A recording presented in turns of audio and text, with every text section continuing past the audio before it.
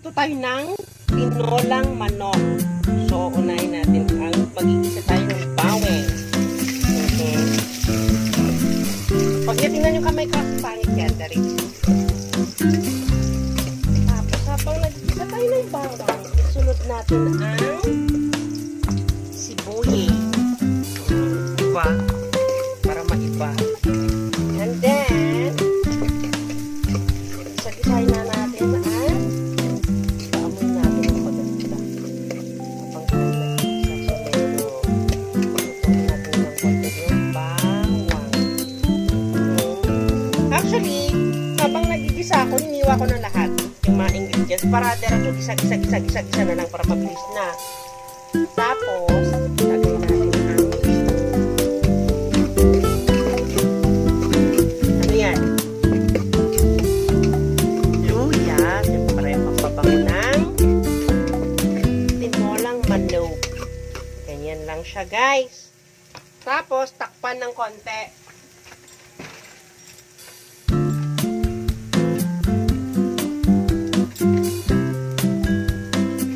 Takpan natin. Guys, kanya-kanyang deliberasyon ng pagluluto ng tinolang manok yan, guys. Kanya-kanya. Depende kung anong panggisa nyo dyan. Diyos ko. Kung wala kayong ulam, matulog.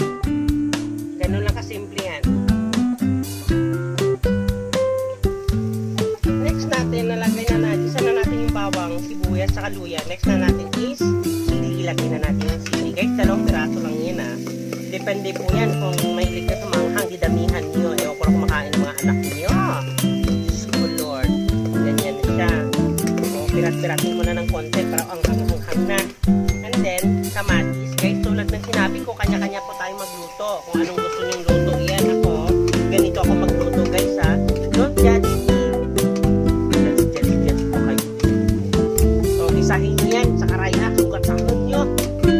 Tapos hanggang mangangamoy-ngamoy na siya, mabango-bango na. Ang dinamihan ko yung kamatis, guys. Ay, gusto, every time na nagluluto kong tinulang manok, maraming kamatis. Guys, hindi lang itong best na luto ko ng manok, hindi lang nagbinibidyo ngayon na. So, and then, pag inisa mo yung manok, pag inisa mo yung mga sahog na mamaya mo na isa, ilagay yung manok. Pabulak-balakin mo muna, paamoy-amoyin mo para alam ng kapitbahay na, tinulang manok yung ulam mo, takpan mo ulit. Next, tanggalin na natin yan. O, okay na siya, diba? O, nangangamoy na siya. Pag okay na siya, guys, ilagay na natin yung manok. O, isa-isahin natin kasi may tubig yan. Pero ito, guys, nilamat ko na to sa asin para matanggal yung ano, yung tawag nun, dulas-dulas sa katawan ng manok. Tinanggal ko na yan. O, ayan. May tubig, diba? Ano na may isama mo, may itakot mo. Huwag kang ano. Tapos, isahin mo na yan, guys. Haluin mo na yan.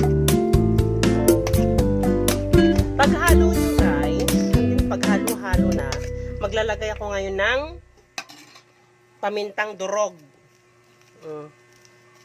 Diba? Ako dinadamihan ko, guys, para masarap. And then, haluin sa ulit. Ganun lang siya kasimple. Tapos, takpan nyo hanggang magtubig-tubig na siya. Magtubig-tubig yung utak niya. Guys, ito pala yung ingredients natin sa tinulang manok. Mayroon tayong malunggay. Tapos daon ng sili. Tapos, ang nagpapasarap is, ano to? Ayan. Ano ba yan? Lemongrass. Kung sa kaya tanglad. Tapos ito, guys, may papaya. Tsaka sinaluan ko ng sayote. And then, meron tayong pang Miss Universe. Ula. Ano ibig sabihin? Aswete. Ayan yung mga ingredients natin. Mamaya, babalikan natin yung pagluluto natin. Kumukulo-kulo na. So, kumukulo-kulo na siya. Mamaya pa natin lagyan ng gulay. Para at least, ano natin, igisahin pa natin sa nilagay natin ng mga kamatis, luya, mga sibuyas. So, mamaya na natin lagyan ng gulay. So, haluin lang natin muna. And then, takpan ulit. Para mas, kumbaga, masinggot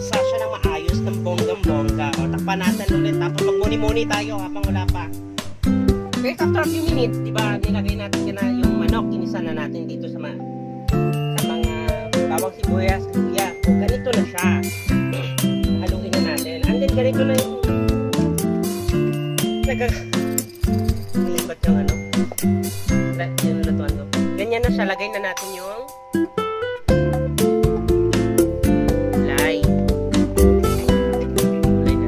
Tapos, guys, mas maraming gulay, mas masarap. Depende po yan sa inyo. Kasi ako mahilig ako sa gulay. Actually, dalawa yun guys eh. Sayote at saka papaya. So, halo mo lang sila. Mix mo lang ba? Mekos baga. Mix lang dahil. Tapos, pag mix po na ni dahil, takpan po na ni. Balikan after a few minutes dahil. So, nilagay natin guys yung gulay. Ganyan na siya. So, bumubulak-bulak na siya. Ismin kumukulo-kulo na. Ilagay na natin naman yung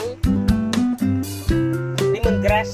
And then, lagyan na natin ng kulay. Yung kanina pinakita ko sa inyo mga Miss Universe na kulay, diba? O, salain natin. Ganyan siya. Tulad ng sinabi ko guys, kanya-kanya tayo pagluto. Kanya-kanya tayong deliberation sa Senado. That is, ganyan po siya. And then, ano natin sayang. Ganyan siya para may kulay. And then, halo natin. Halo natin, Jai. Para maiba naman ang kulay, Jai. Kung ganyan siya. Ganun kasimple.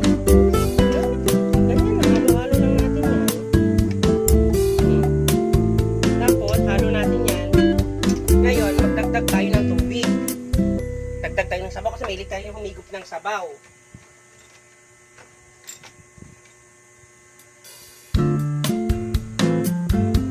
O guys, nakita nyo ang tagal ko bumalik kasi galing ako sa South China Sea. Doon ako nagigip. Lagyan natin ng tubig lang yan. Ganun lang kasimple. Lagyan mo ng tubig and then takpan siya ulit. Takpan mo lang. Takpan mo lang. Takpan. Ano hintay mo bakyo? Takpan mo lang. Takpan. Para sumarap. O, takpan na natin. Guys, for 99 years, tumulo na siya. O, ganyan ang kulay niya. Ang ganda, diba? Pag kumukulo na siya, guys, lagyan na natin ng nor. I-mention ko pa ba ang nor? Kung anong ulam natin, yun ay ilalagay kong nor.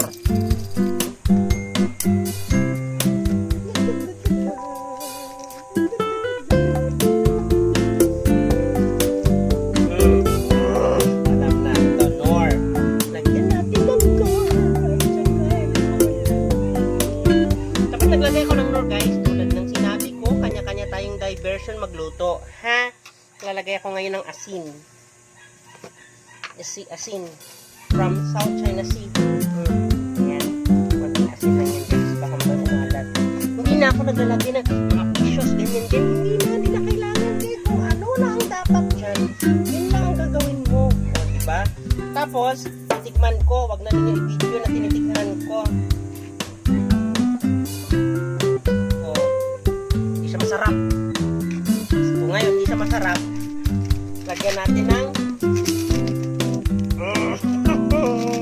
kasi hindi siya masarap, diba guys? Lagyan natin siya. Napakita niya pag hindi naman siya sponsor. Charis. So ngayon, lagyan natin. Kasi guys, matigas pa talaga papaya na yan, no? Matigas-tigas pa yan guys. Malandaan na siguro.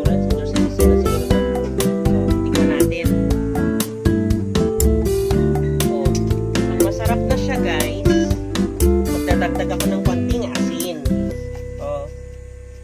Konti lang yan. Kumbaga, pang balance diet. Diba? Ganyan.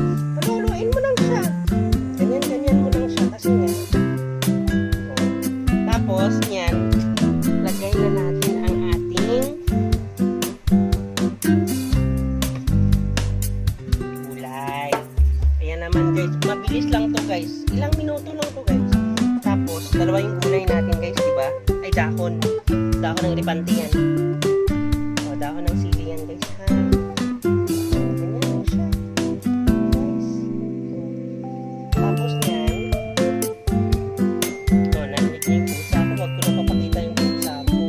Taga ano yan, pinilig ko yan sa South China Sea habang naglalaot ako.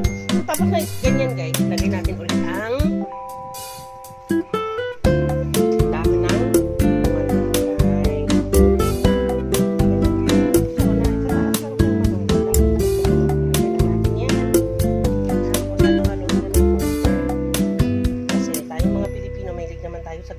guys eh, di ba? Ako usually guys, may liga ko sa sabaw. Alam ng mga friend ko yan, may liga ko sa sabaw. So, ganyan lang siya. Tapos, basain lang natin ng utak niya guys. Tapos takpan na natin guys. Kapag after 3 minutes luto na yan, pwede na tayo kumain. Okay guys, after a few minutes, di ba, nilagay na natin yung gulay. Ito na siya. Yan.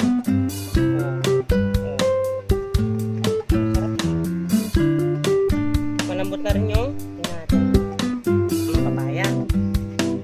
So, tikman ulit natin. Hindi ko napapakita. Masarap na siya.